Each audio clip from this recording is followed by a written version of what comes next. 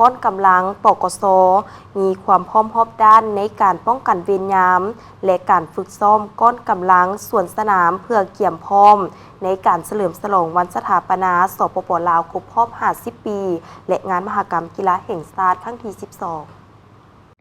เพื่อรับประกันให้แก่การฉลองวันชาติและงานมหกรรมกีฬาแห่งชาติมีความปลอดภัยพ้นตีสายใจกรมสิทธิ์รองรัฐมนตรีกระทรวงป้องกันประเทศหัวหน้ากรมใหญ่เสนาธิการกองทัพคณะชี้นำระดับชาติในการป้องกันความสงบปลอดภัยในการกักเกี่ยมก้อนกำลังส่วนสนามเพื่อเฉลิมฉลองวันสถาปนา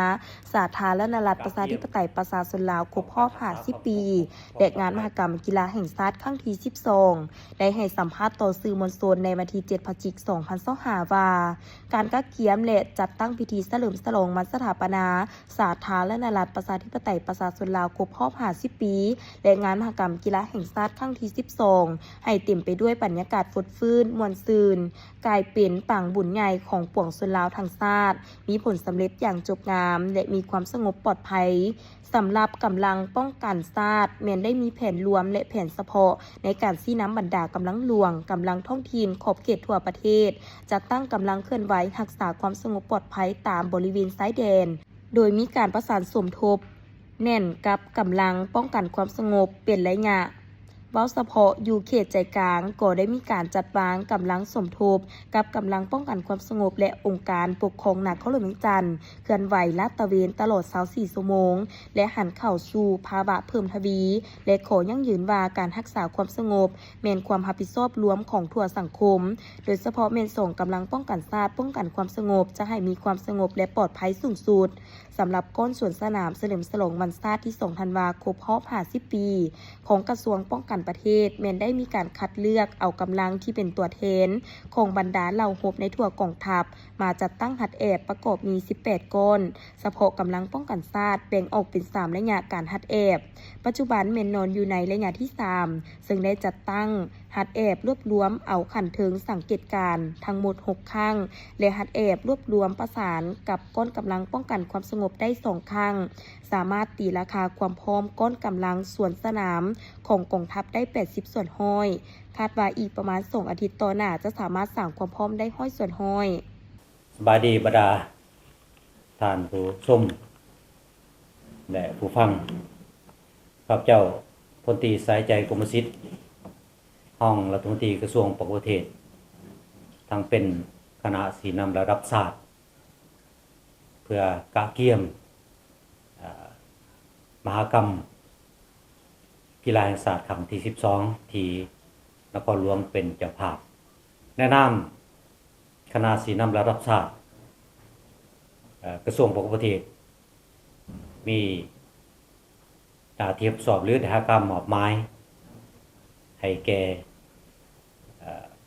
การรักษาความสงบความปลอดภัยในระยะการกะเกี่ยมและระยะ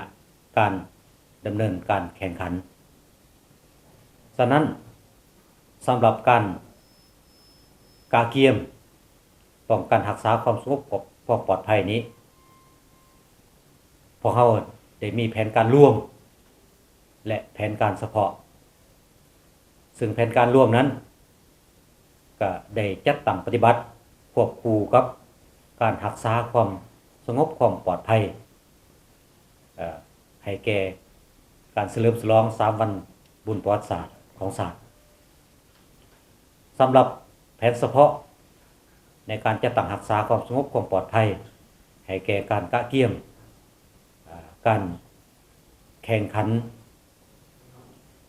งานมหกรรมกีฬาแห่งชาติครั้งที่ 12นี้พวกข้าพเจ้าก็ได้มีการสีนำกรมกองกำลังหลวงและกำลังท้องถิ่น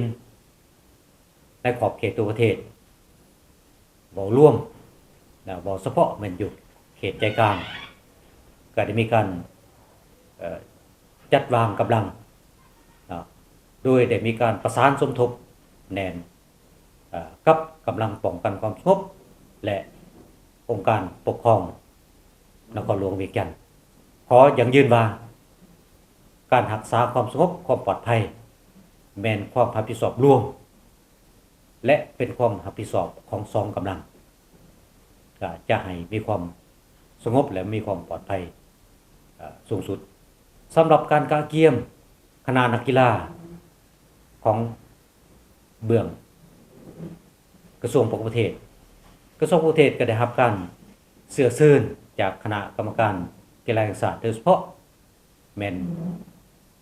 คณะไปสอบจัดการแข่งขันของกีฬานครหลวงเวียงจันทน์ให้กระทรวงประเทศได้จัดตั้งคณะนักกีฬาเข้าร่วมการแข่งขันในงานมหกรรม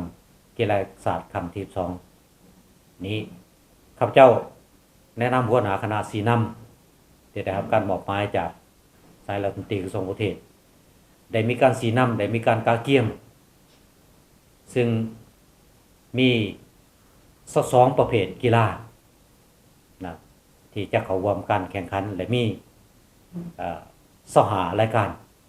นะที่จะเข้าร่วมการแข่งขันซึ่งการกาเกียมนี้ก็ได้มีการกาเกียมเป็น3ระยะคือระยะที่1เป็นการกวดกาคัดเลือกตัวนักกีฬาจากกรมกองกำลังหลวงและกำลังท้องถิ่นในทั่วกองทัพจากนั้นได้เข้ามาฝึกซ้อมเพื่อกะเกียมการคัดเลือกนะณปัจจุบันนี่ถือว่าอยู่ในระยะที่3เพราะเราได้สำเร็จการคัดเลือกตัวนักกีฬาแต่ละประเภทแต่ละรายการเพื่อกะเกียมเข้าสู่การดำเนินการแข่งขันเป็นทางการสำหรับขาดหมายของเบื้องกระทรวงประเทศขาดหมายก็จะได้ผลสำเร็จสูงแต่ในความเป็นจริงระยะของการกะเกียมแดพวกเราก็ยังบ่ทันสามารถจะกำหนดตัวเลขขาดหมายใดที่ชัดเจนแต่ถึงอย่างใดก็ดีการกะเกียมคณะนักกีฬาของพวกเรานี้ก็จะพยายามให้มันดีที่สุดและประกอบส่วนเขาในการแข่งขัน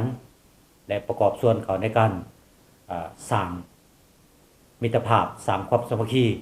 กับบรรดาคณะนักกีฬาจากบรรดาแขวงก็คือจากบรรดากระทรวงอ้อมข้ามในเขตใจกลางนี้อันนี้การแข่งขันเป็นเกมกีฬาแต่ความสามัคคีความรักแพงแม้นมีความสำคัญกว่าฉะนั้นท้ายนี้ข้าพเจ้าอีกเทื่อนึงแนะนำตั้งหน้าให้คณะสีน้ำและรับทราบจึงเรียกร้องมายังทุกภาคส่วนนะจงพร้อมกันเอาใจใส่ติดตามในการกำสภาพและพร้อมกันสกัดกันและแก้ไขสภาพแง่หายที่จะเกิดขึ้นพร้อมกันรักษาบรรยากาศของการแข่งขันให้เป็นบรรยากาศแห่งมิตรภาพการแข่งขันและการร่วมมือของทุกภาคส่วนขอบใจ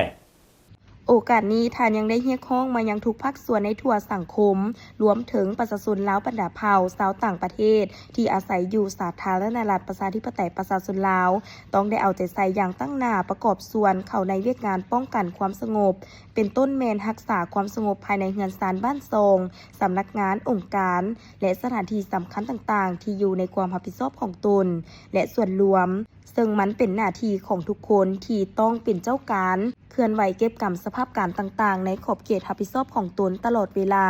เพื่อป้องกันสกัดกั้นและแก้ไขสภาพการที่อาจจะเกิดขึ้นซึ่งอาจจะสร้างความเสียหายต่อชีวิตทรัพย์สินของทุกคน